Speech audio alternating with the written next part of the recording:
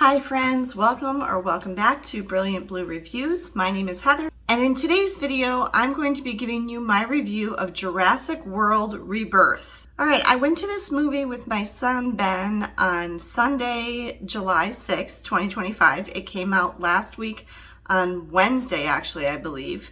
It was very well attended at our movie theater. We did have kind of a rainy day yesterday. We tried to go to it yesterday and every showing was sold out, so I had to buy tickets in advance for today. So this is very popular. I do think that the showing we saw it in this afternoon was also sold out or pretty close to it. So this is a very popular movie. A lot of people going to this movie. It stars Scarlett Johansson and Jonathan Bailey, who you may have seen for the first time in Wicked Part 1, or maybe you've also seen him in Bridgerton. I do not know how to pronounce his name correctly. Mashallah Ali, really good actor, like him a lot. I'm not saying his name correctly. And then a pretty decent sized supporting cast. This movie is rated PG-13 for the very obvious reason that it's dinosaurs and scary and peril. There's a little bit of drinking alcohol near the beginning. There's one mention of marijuana. There's some implied sexual activity between a couple of characters, but nothing is shown. And then, there's action violence for the fact that they're trying to survive this scary situation with all these dinosaurs and they're shooting various things. A number of minor characters do get eaten by dinosaurs, but it's quick and not that bloody or anything. It's no worse than any of the other movies in the Jurassic Park, Jurassic World franchise. There are a number of scenes where you're kind of at the edge of your seat, you're kind of tense, you're waiting to see what's going to happen. A little bit of jumps, stuff like that, but that's about the worst of it. I'm totally fine. The first time I saw the original Jurassic Park, which came out in the 90s, I think, I was absolutely terrified, and I was jumping and grabbing the person, my friend who was with me, his arm and everything, and I've kind of now that I've seen, is this the seventh? I think this might be the seventh movie in the franchise. I'm pretty calm and, I still get jump a little bit or am a little tense for a minute, but I don't get freaked out the way I did back then, because at the time the original Jurassic Park came out, the effects and everything were so new and such a big deal compared to anything else we had seen that it was really quite, it was really scary. I remember thinking this is one of the scariest movies I've ever seen, but I can watch the original Jurassic Park now with no problem. This one I went into with fairly low expectations. I didn't really know what to expect, and I was actually pleasantly surprised, and I will tell you why in a second. First, I'm going to tell you our ratings. Ben gives it a 3.5, so he liked it fine, pretty well. I'm going to go ahead and give it a 4. I did really like it. I liked it a lot more than I expected to. And the reason why is because of all of the connection with the original Jurassic Park. So the very first movie. So first of all, same production team. The same guy wrote this one. David Koepp, I think it is. Steven Spielberg still produced it. A lot of the same, people went into making this one. There were also, and you have to know the original Jurassic Park pretty well to have caught these things.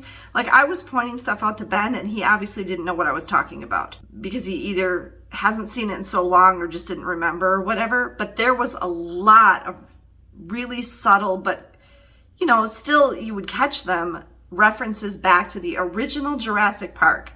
So for example, at one point, Jonathan Bailey's character, whose name is Henry, he mentions that he worked as a post-grad under Dr. Alan Grant, which was one of the main characters in the original Jurassic Park, and he was in subsequent movies too. That's kind of how he has a tie-in to Dr. Grant. They use the original Jurassic Park music throughout the movie. I noticed that really quickly, and they use it quite a bit throughout the movie. There are a number of extremely similar scenes in this movie to the first one and actually a couple of the others. For example, there's a scene where they're in a convenience store on this island And it's extremely reminiscent of the scene in Jurassic Park where the kids are in the kitchen with the velociraptors. It's very similar. It totally reminded me of that. My daughter is really reluctant to see this movie. She liked how the last Jurassic World movie ended with, like the dinosaurs and humans kind of coexisting on the earth, and she didn't want them to mess with that. And she couldn't figure out, in her speculation of it, how were they going to make another movie beyond that? Well, they explain it right away at the beginning, and I actually appreciated this explanation and thought it made a lot of sense. And they do kind of rely on the science quite a bit. So they explain right at the beginning that what has happened is all those dinosaurs that, Maisie freed in the Jurassic World franchise and that are now living all over the earth, they didn't do very well. They couldn't adapt to the climate and the vegetation and the insect populations and the air quality and everything anywhere except in a very narrow band around the equator. So all of the dinosaurs that had spread other places on the globe have gotten sick and died, is what's happening. And the other thing that they point out in the beginning of the movie is that people's interest in dinosaurs has completely plummeted. So Jonathan Bailey's character, Henry, Dr. whatever his name is working in a museum, and they're actually taking the dinosaur exhibit down because he explains when it first opened several years ago, it was huge lines and huge waits and everybody was trying to get in. And he said, last week we sold 12 tickets. And so just human interest in dinosaurs has completely dropped off and nobody cares anymore and nobody's interested in them. And they explain that this area around the equator where the dinosaurs are able to actually survive and do all right, that every country in the world has now banned travel to this area where the dinosaurs are. So nobody can go there anymore, which I found very interesting because that's where the vast majority of the population of the planet currently lives. However, climate change scientists have pointed out that over time, that region of the earth in a so many mile band around the equator is going to become completely uninhabitable for humans, and that we're going to see this mass migration of humans away from that area. Everybody's going to have to go north or south because it's going to be literally too hot to live there. So I thought that was kind of an interesting tie-in with what's actually predicted by climate change scientists, that only the dinosaurs can live in this place and humans can't be there anymore. Now they're saying that humans can't be there anymore because of the dinosaurs, but actually that's kind of going to happen anyway because humans aren't going to be able to live there because the climate isn't going to be suitable for us. That's kind of setting the stage for where things were at with the dinosaurs. This is supposed to obviously be sometime in the future years from where the last Jurassic World movie ended. The plot of this movie is kind of set up in a flashback to, it says it's 17 years ago, so it would have been about 2008. And it's another island that we have not seen before. So I can't even remember the name of the island, but it's yet another island that we haven't seen. There was Isla Nublar and Isla Sonar or whatever from the first movies. This is a completely different island yet. And they had a lab there where they were doing a whole bunch of experiments on dinosaurs, trying to intermix species. And they explain that the reason they were doing that is because human interest in the dinosaurs had waned. And they were having trouble, even for the Jurassic Park that was in the Jurassic World movies at the beginning, that they were bored with the same old dinosaurs. They didn't want to see Brontosaurus or Stegosaurus or Triceratops anymore. They wanted something new and different. And so they were trying to breed different species of dinosaurs together. And it was horrific. So they explained that this went all kinds of wrong, that almost everything that they tried either was so ugly and visually horrifying that nobody would want to see it, or they would just die. They wouldn't survive.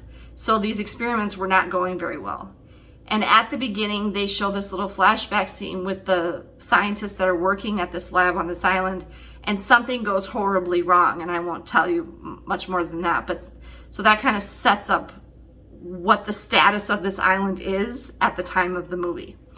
So then cutting forward, present day or whatever, when all the dinosaurs are not doing very well and they're basically just confined to this area around the equator, the company that has taken over from InGen, or who owns the rights or whatever now, represented by this guy who I think it's Rupert Friend is the actor who's playing him. There's a medical reason, there's a life-saving possibility that they could use with the DNA of some of these certain dinosaurs. They need samples from 3 specific species of dinosaurs, and they all happen to be located in this one place on this island. And it's like in the Caribbean, it's Southern Caribbean, like near South America, basically, near where this lab was, where they were doing these experiments.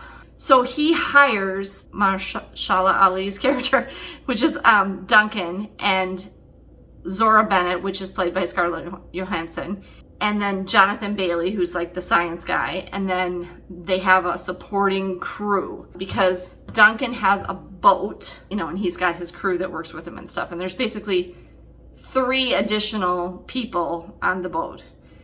So that's one aspect of it, is this whole big group is going to try to get these samples from these dinosaurs because they want to use it for medical reasons that's going to be of assistance to humans.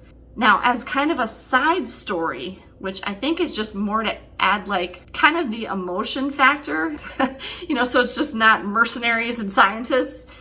There's this family, okay, but what it is it's a dad who, he must be divorced because they mentioned that the mom, she says like, mom's never going to let you take us anywhere again. It's the dad and his 2 daughters. And the one daughter she mentions that she's about to start college. She's going to NYU in the fall, and it's summer break. And the little sister, and I can't remember the older girl's name, but the little girl is Isabella, and they call her Bella.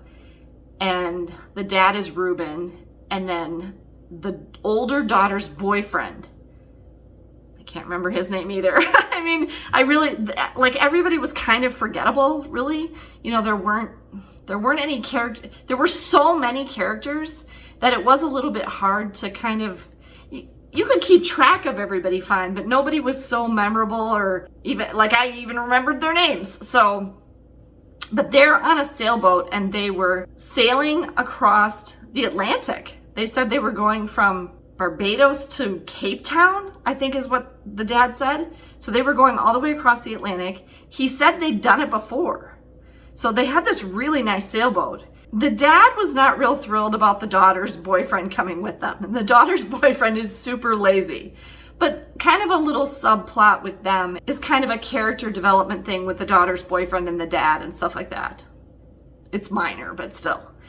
So there's these 4 people, okay? When the boat of the scientists and mercenary people are going toward the island on their boat, this family is about, I think it said 47 miles away on their sailboat at about the same time. The sailboat gets capsized. So they send out a distress signal, and the group that's going to get the samples from the dinosaurs, they happen to be the closest thing. And Duncan and Zara's characters convince everybody else, we've got to go help these people. We have to go pick these people up. So they go to pick them up. So they're apart, then they're together. Then when they get to the island, they get separated again. And then at the end of the movie, they're together again. So it's kind of like 2 movies in one, because you're kind of following this family that was on this sailboat and their efforts to survive. And you're kind of following this group of science people that are trying to get these samples from the dinosaurs. Initially, they're separate. Then they're together for a little while. Then they're separate for a very long time. And then they're together again at the very end. But overall, I thought that the movie was a very good pace. It's a 2-hour and 15-minute movie. So it is fairly long, but it didn't feel long. It really clicked along. There was a lot happening all the time. There was a nice balance of different moments and interesting scenes and everything. There was plenty of action. There were some quieter moments. There were some humorous moments. There were some funny lines.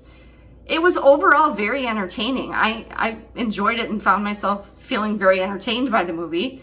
I've seen some fairly critical reviews of it, and I don't agree with them. I actually thought it was pretty enjoyable, and I really thought it did tie in nicely back to the original Jurassic Park. One last thing I want to say is these mutant dinosaurs that had survived on this island, like these experiments gone wrong, the ones that did survive and were still there, holy man, were they ugly. They like blended together like weird combinations of dinosaurs, and the things that were created were super bizarre and scary and hideous to look at. So they were really more like monsters, and it was really more like a monster movie in that part of it. But there's also some beautiful dinosaurs and some cute dinosaurs and stuff too, and some of the same ones you've seen in other movies before. But that's my review of Jurassic World Rebirth. I don't know if they intend to continue the franchise. This kind of concluded in a way that, you know, you really didn't have to do anything else. It almost kind of brought the series full circle a little bit, but I don't know, who knows what they'll do. I thought it was very entertaining though, and I give it 4 stars out of 5. If you like the Jurassic Park franchise, even if you haven't seen all of them, you wouldn't have to. I do think it would be good if you had seen the first one, the original Jurassic Park. But you wouldn't necessarily have had to see Jurassic Park 2, Jurassic Park 3, Jurassic World, or the other 2 Jurassic Worlds. You wouldn't have necessarily had to have seen any of those to enjoy this movie. I mean, you honestly wouldn't even have had to see the first one. But I think if you have seen the first one, you will enjoy the subtle references back to the original Jurassic Park the same way I did. I hope that you found this review interesting or helpful. If you did, please be sure to give me a thumbs up down below, and make sure that you are subscribed to my channel so you don't miss any of my upcoming movie reviews. Thanks so much for taking the time to watch this video. Have a great day, and I'll see you next time.